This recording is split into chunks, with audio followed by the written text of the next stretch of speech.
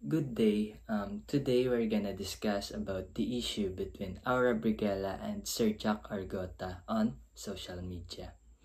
So, it is started when Sir Jack Argota shared a post about the senior high school graduation of Aura Brigela.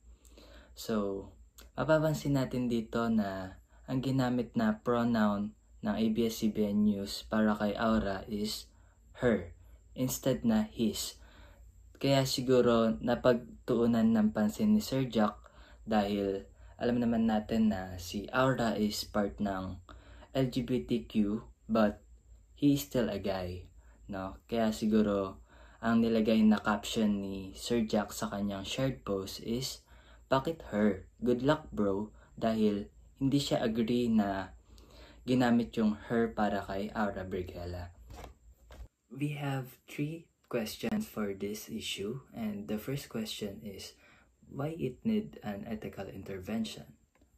It needs an ethical intervention because on Sir Jack's POV, his post for Aura Brigela is kind of constructive criticism or honest opinion, but his post or his caption affect the reputation and the emotional well-being of Aura Brigela.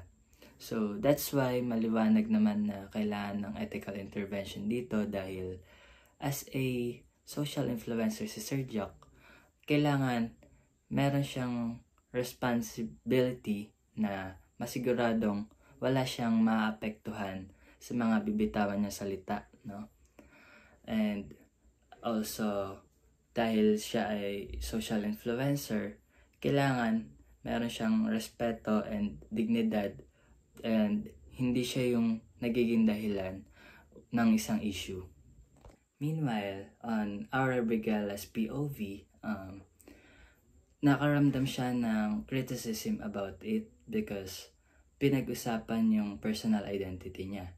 And syempre, as a social influencer si Aura, alam naman niya na magkakaroon ng iba't ibang opinion yung tao sa kanya.